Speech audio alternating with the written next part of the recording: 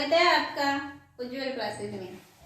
अब हम read psychology की फर्स्ट यूनिट पढ़ रहे हैं। आप इसमें विकास को प्रभावित करने वाले कारक आज पढ़ने वाले हैं। उसमें वंशानुक्रम जो है, विकास को प्रभावित करने वाले मुख्य कारक कौन से होते हैं, वंशानुक्रम और वातावरण। तो वंशानुक्रम चूंकि हम पढ़ चुके हैं, तो आज पढ़ेंगे वातावरण, जिसको पर्यावरण भी बोल सकते हैं। तो आज हम पर्यावरण के बारे में पढ़ने वाले हैं। और यदि वीडियो अच्छा लगे तो लाइक कीजिएगा, चैनल पे नए हो तो सब्सक्राइब कर दीजिएगा और कमेंट करके जरूर बताइएगा आपको कैसा लगा। तो देखिए, वातावरण या पर्यावरण किस प्रकार से प्रभावित करता है। बिल्कुल प्रभावित करता है। पर्यावरण यानी परि प्लस आवरण, चारों ओर जो घेरे हुए है हमें, उनसे प्रभावित होता है बच्चा। चाहे वो माता पिता हो, चाहे वो शिक्षक हो, चाहे वो पत्र पत्रिकाएं हो, चाहे वो दोस्त हो, कोई भी हो, चारों ओर जो है वो प्रभावित करता है। यानी बच्चे को वातावरण प्रभावित करता है। अब उल्टा पूछ लूं, क्या बच्चा वातावरण को प्रभावित करता है? यस, बच्चा भी वातावरण को प्रभावित करता है और वातावरण बच्चे को प्रभावित करता है। तो देखिए, प्रोबेन ने क्या कहा है कि माताएं आदर्श अध्यापिकाएं हैं तथा परिवार में दी जाने वाली शिक्षा कौन सी है? अनौपचारिक शिक्षा महत्वपूर्ण और प्रभावशाली है। दी जाने वाली अनौपचारिक शिक्षा, परिवार में कौन सी शिक्षा दी जाती है? अनौपचारिक शिक्षा दी जाती है। और विद्यालय में कौन सी शिक्षा दी जाती है? औपचारिक। अनौपचारिक शिक्षा जिसका स्थान, जो विषय वस्तु है वो निश्चित ना हो, उद्देश्य निश्चित ना हो, यानी कहीं से भी कुछ भी सीखना क्या है? अनौपचारिक है। और परिवार में कौन सी शिक्षा दी जाती है? अनौपचारिक। परिवार भी तो प्रभावित करता है बच्चे को, और परिवार में सबसे ज्यादा किससे प्रभावित होता है बच्चा? माँ से, क्योंकि परिवार में महत्वपूर्ण भूमिका किसकी होती है? माँ की होती है। इसके बाद में पेस्टोलॉजी ने क्या कहा है कि परिवार सीखने का सर्वोत्तम स्थान, वह बालक का प्रथम विद्यालय है। अब ये छोटी सी बात है, लेकिन ये चीज एक बार एग्जाम में आ चुकी है कि बालक का प्राथमिक विद्यालय क्या है, प्रथम विद्यालय कौन सा है? तो कौन सा है? परिवार। तो परिवार सीखने का सर्वोत्तम स्थान। जब बच्चा स्कूल में नहीं जाता तो अनौपचारिक शिक्षा कहां से प्राप्त करता है? परिवार से ही प्राप्त करता है। तो परिवार जो है वो बच्चे को प्रभावित करता है, और प्रथम विद्यालय कौन सा है? परिवार है। ऐसा किसने कहा? पेस्टोलॉजी ने। किसने कहा है? पेस्टोलॉजी ने। इसके बाद में देखिए, कौन कौन से कारक हैं वातावरण में, परिवार में, जो बच्चे को प्रभावित करते हैं। तो सबसे पहला है परिवार की आर्थिक स्थिति। यस, परिवार की आर्थिक स्थिति यदि कमजोर है तो बच्चे को चूंकि अलग अलग चीज की इच्छाएं होती है, और बच्चा चोरी करना सीख सकता है, बाहर से कुछ भी लाके झूठ बोलना सीख सकता है, क्योंकि बच्चे की जो इच्छाएं हैं, बच्चा नहीं जानता कि पारिवारिक स्थिति कैसी है। तो पारिवारिक स्थिति यदि कमजोर है, तो आर्थिक स्थिति कमजोर है, तो डेफिनेटली प्रभावित करेगी बच्चे के विकास को। बच्चे को सारी सुख सुविधाएं नहीं दे सकते। बच्चे को जो चीज चाहिए डेवलपमेंट के लिए, कई परिवारों में तो आर्थिक स्थिति इतनी कमजोर हो जाती है कि पौष्टिक भोजन तक नहीं मिलता बच्चे को, तो उनका विकास उनके मुकाबले कम होता है जिनको अच्छी परवरिश दी जाती है, अच्छा खाना मिलता है। तो परिवार की आर्थिक स्थिति प्रभावित करती है बच्चे को। फिर दूसरा क्या है? माता पिता का असंतोषजनक वैवाहिक जीवन। यस, ये भी बच्चे को प्रभावित करता है। कई परिवारों में क्या होता है? लड़ाई झगड़े होते हैं खूब।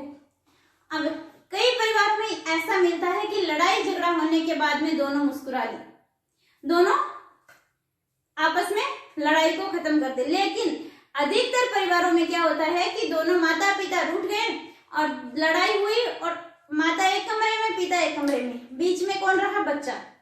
बच्चा माँ के पास जाएगा तो डांट पड़ेगी, पापा के पास जाएगा तो डांट पड़ेगी। यानी इस स्थिति में भी कौन रहा? बच्चा। और कई बार तो ऐसी सिचुएशन आ जाती है जिसमें तलाक तक की नौबत आ जाती है। अब उसमें भी कौन पिसा गया? बच्चा।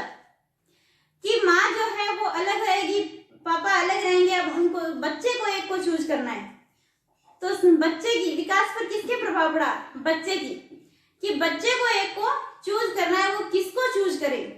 अब यदि वो पापा को चूज करे तो सौतेली माँ का व्यवहार फिर से उसको विकास को प्रभावित करेगा। तो यहाँ पे जो शादीशुदा जो जिंदगी है, वैवाहिक जीवन है,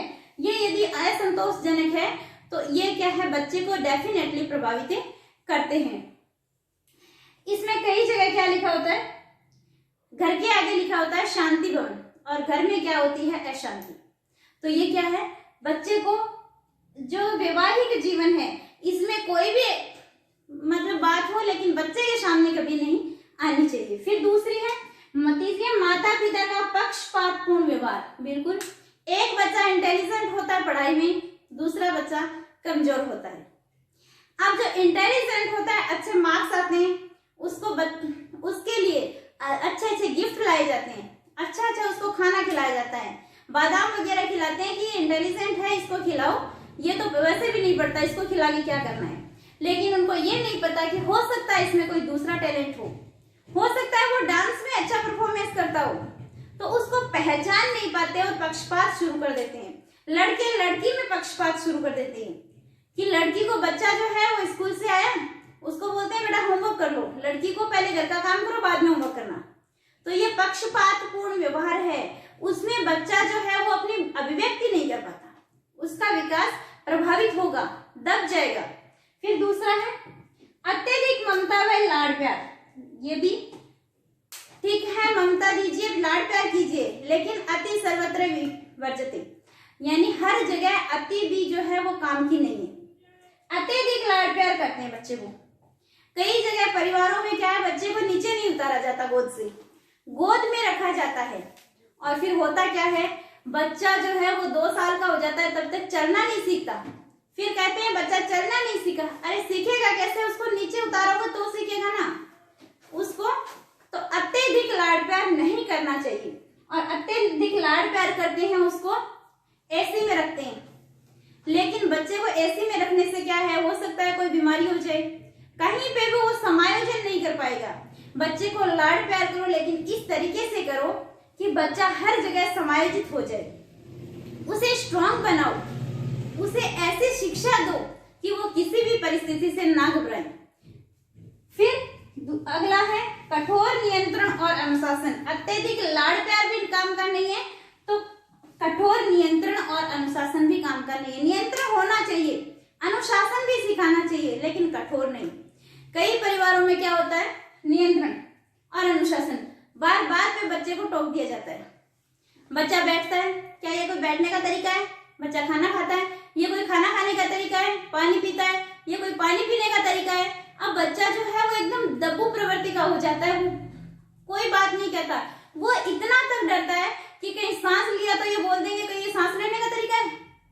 तो क्या इस तरीके से बच्चे को बार बार टोकना, इतना कठोर नियंत्रण में भी ना रखिए, बच्चे को खुला रहने दीजिए। नियंत्रण जरूरी है लेकिन कठोर नहीं, अनुशासन जरूरी है लेकिन ज्यादा नहीं। फिर दूसरा है जन्म क्रम, इसका प्रभाव भी विकास क्रम पर पड़ता है। कैसे? जो पहला बच्चा होता है वो इंटेलिजेंट होगा या दूसरे वाला बच्चा जो है वो जल्दी सीखेगा, क्योंकि उसको सीखने के लिए, अनुकरण करने के लिए पहला बच्चा उसके सामने है। तो जन्म क्रम का भी प्रभाव पड़ता है, पहले बच्चे के मुकाबले दूसरा बच्चा ज्यादा इंटेलिजेंट होता है। तो एक बार फिर से देखिए, वातावरण के प्रभावित करने वाले कारक कौन कौन से हैं, विकास को प्रभावित करते हैं? परिवार की आर्थिक स्थिति, दूसरा माता पिता का असंतोषजनक वैवाहिक जीवन, तीसरा माता पिता का पक्षपातपूर्ण व्यवहार, चौथा अत्यधिक ममता व लाड़ प्यार, पांचवा कठोर नियंत्रण और अनुशासन, और नेक्स्ट है जन्म क्रम। अब अपन देखते हैं, ये तो है पारिवारिक कारण। कौन से?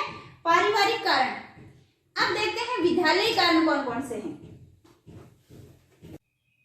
नेक्स्ट देखते हैं विद्यालय वातावरण। विद्यालय वातावरण बच्चे के विकास पर कैसे प्रभाव डालता है? तो विद्यालय वातावरण में सबसे पहले है बच्चे विद्यालय का भौतिक वातावरण। भौतिक वातावरण जैसे विद्यालय में लाइब्रेरी की सुविधा भी होनी चाहिए, उसका विद्यालय भवन कैसा है, विकास जो है बच्चे का खाली कक्षा कक्ष में नहीं होता, वो संपूर्ण विद्यालय में उसका भौतिक वातावरण कैसा है, वहाँ पे प्लेग्राउंड है कि नहीं, पानी पीने की सुविधा है कि नहीं, ये सारी चीजें बच्चे के विकास को प्रभावित करती हैं। फिर है शिक्षक का व्यवहार एवं कुशलता।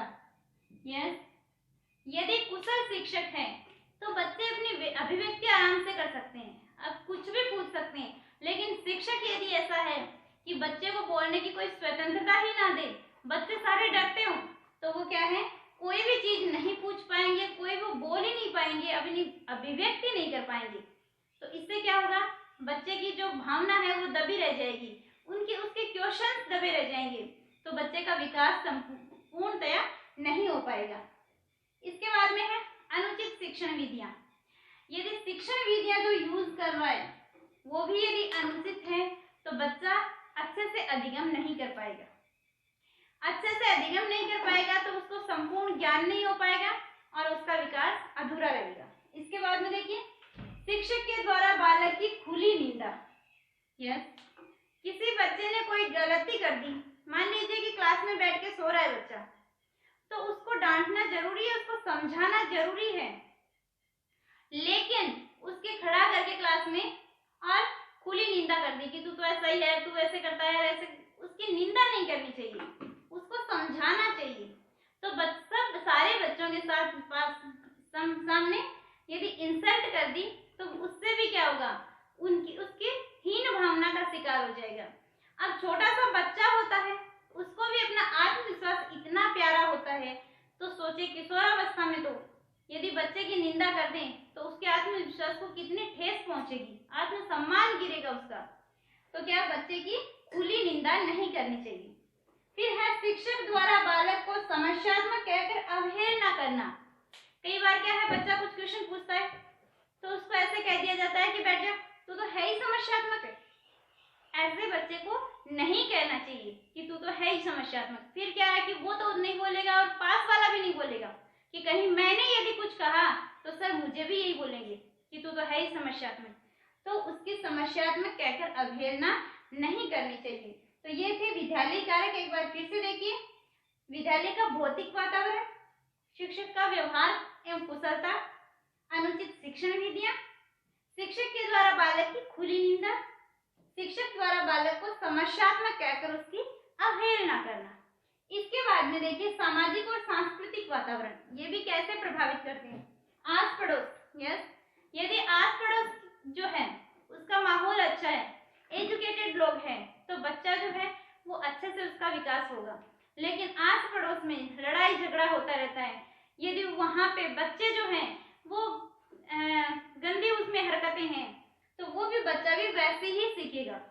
इसलिए आजकल तो माता पिता जो है वो मकान लेने से बनाने से पहले सोचते हैं कि आस पड़ोस कैसा है, वहां पे ही मकान बनाते हैं। फिर देखिए मित्र व साथी, यस, इनका तो बहुत ज्यादा प्रभाव पड़ता है। बच्चा जैसे संगति में रहेगा वैसा ही सीखेगा। सिनेमा, बच्चे जो देखता है, टीवी में है, कंप्यूटर में है, मोबाइल में है, जो भी देखता है उसका आचरण वैसा ही हो जाता है। तो ध्यान रखना चाहिए, बच्चे को अच्छी चीज दिखानी चाहिए। जैसे क्राइम पेट्रोल वाली ये वाली फिल्में हैं क्राइम वाली, ये नहीं दिखानी चाहिए। फिर देखिए रीति रिवाज, ये भी प्रभावित करते हैं बच्चे के विकास को। कहीं पे रीति रिवाज होता है कि लड़कियों को नहीं बोलना चाहिए, कम बोलना चाहिए, किसी के सामने नहीं बोलना चाहिए। तो ये क्या है, रीति रिवाज है। और वो लड़की जो है जो बहुत ऊंचे पद पे जा सकती है, ऊंची उड़ान भर सकती है, लेकिन उसकी आवाज वहीं दब जाती है। फिर वो धीरे धीरे बड़ों के सामने उसकी ऐसे बन जाता है कि बड़ों के सामने मुझे बोलना ही नहीं है, कुछ लोग बैठे मुझे नहीं बोलना। तो ये रीति रिवाज भी बच्चे के विकास को प्रभावित करते हैं। अंधविश्वास, अंधविश्वास भी होते हैं। अंधविश्वास जैसे बोलते हैं कि बिल्ली रास्ता काट गई अब नहीं जाना, तो ये क्या है, अंधविश्वास है। तो ये बिल्ली रास्ता काट गई, वो तो बेचारी जा रही थी, आपकी क्या प्रॉब्लम है, जाइए ना। फिर देखिए खान पान, खान पान भी बच्चे के विकास को प्रभावित करते हैं। यदि पौष्टिक भोजन मिलेगा तो बच्चे का विकास अच्छा होगा, और यदि भोजन जो है वो पौष्टिक नहीं मिल रहा है, उसका खान पान अच्छा नहीं है, तो बच्चे का संपूर्ण डेवलपमेंट अच्छा नहीं होगा। रहन सहन, पहनावा, ये सभी बच्चे के विकास को प्रभावित करते हैं। इसके बाद में अगला है भौगोलिक वातावरण। भौगोलिक वातावरण में क्या आता है, जलवायु। जिस प्रदेश की जलवायु गर्म होती है वहां के लोग काले होते हैं थोड़े, और उनकी जो काम शक्ति है, जो कार्य क्षमता है वो कम होती है, चिड़चिड़े स्वभाव के होते हैं, आलसी होते हैं। लेकिन जहाँ की जलवायु ठंडी है वहां के लोग अपेक्षाकृत गोरे होते हैं, उनकी कार्य क्षमता अधिक होती है, वो एकदम तंदुरुस्त होते हैं। तो जलवायु भी प्रभावित करती है। इसके बाद में है मनोवैज्ञानिक वातावरण। मनोवैज्ञानिक वातावरण में सबसे पहला कारण है अभिप्रेरणा व पुनर्बलन। यस, बच्चे को मनोवैज्ञानिक वातावरण उपलब्ध करवाइए, उसको कोई भी काम करने के लिए प्रेरित कीजिए, प्रेरणा दीजिए, और फिर यदि अच्छा काम कर रहा है तो उसको पुनर्बलन भी दीजिए। यदि पुनर्बलन, कोई भी काम किया उसके लिए बोल दीजिए हाँ बहुत अच्छा, वेरी गुड, बहुत अच्छा किया। बच्चा दोबारा जो काम करेगा वो दुगुनी शक्ति के साथ में करेगा। और यदि कई क्या करते हैं, बच्चे के कम नंबर आ गए तो कम नंबर आने से बच्चा जो है वो घर पे आने से डरता है, और फिर घर पे आया आते ही बस हो गया फेल, यही पता था तो फेल ही होना था। अरे नहीं, उसको ये बोलिए कि कोई बात नहीं बेटा, अगली बार नेक्स्ट टाइम अच्छा करना। मान लिए कभी भी बच्चा स्कूल से आए, टेस्ट वगैरह हो, तो कभी भी बच्चे से ये ना पूछें कि कितने नंबर आए, उससे ये पूछें कि क्या पिछली बार से अच्छा नंबर आए, पिछली बार से कुछ अच्छा हुआ। ये वाले क्वेश्चन होंगे तो बच्चा जो है वो पुनर्बलित होगा। कोई बात नहीं, कम आ गए, तुमने कोशिश तो की, कोशिश करना ही बहुत अच्छी बात है तुम्हारी। तो ये वाले क्वेश्चन पूछ के उसे पुनर्बलित कीजिए। नकारात्मक पुनर्बलन देना चाहिए। नकारात्मक में ये नहीं है दंड देना है, बच्चे को कभी भी दंड नहीं देना। नकारात्मक पुनर्बलन में जैसे बच्चा कुछ गलत काम करता है तो उसको क्या बोलेंगे, नहीं बेटा ये सही नहीं है, ऐसा नहीं करना। तो ये क्या है, नकारात्मक पुनर्बलन। उसके बाद में देखिए निर्देशन और परामर्श। यस, बच्चे को निर्देशन भी देना चाहिए, परामर्श। कई बार क्या होता है, बच्चा जो है वो 12th कर लेता है, उसके बाद में भी उसे पता नहीं कि किस फील्ड में जाए, उसके कोई गाइडेंस करने वाला नहीं है, तो बच्चे के लिए निर्देशन भी जरूरी है और परामर्श। यस, बच्चे के लिए परामर्श तो बहुत जरूरी है। परिवार ऐसा होना चाहिए जहां पे बच्चा उसके साथ में परामर्श कर सके, बैठ के बदला सके।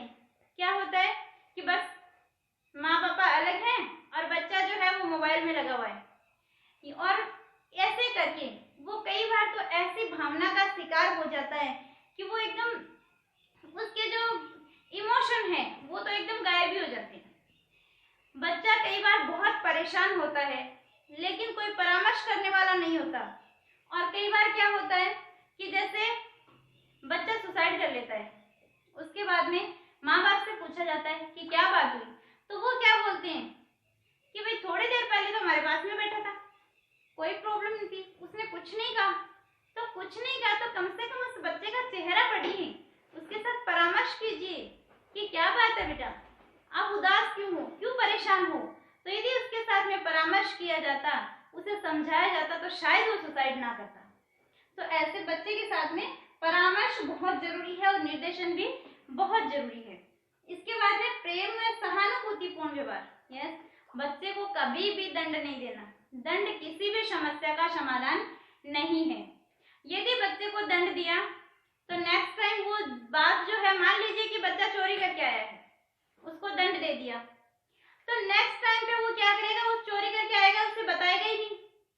और यदि उसे प्रेम से समझाया जाए तो वो क्या करेगा, नेक्स्ट टाइम करना ही बंद कर देगा चोरी। तो बच्चे को दंड नहीं देना है, उसे प्रेम से समझाइए, उसे सहानुभूति दीजिए। कोई भी बच्चा है उसके कम मार्क्स आ रहे हैं तो उसे सहानुभूति दीजिए कि कोई बात नहीं बेटा, नेक्स्ट टाइम अच्छा करेंगे, हम सब मिलके करेंगे। तो उसे क्या करना है, प्रेम और सहानुभूतिपूर्ण व्यवहार कीजिए उसके साथ में। नेक्स्ट है जनसंचार, ये भी प्रभावित करते हैं।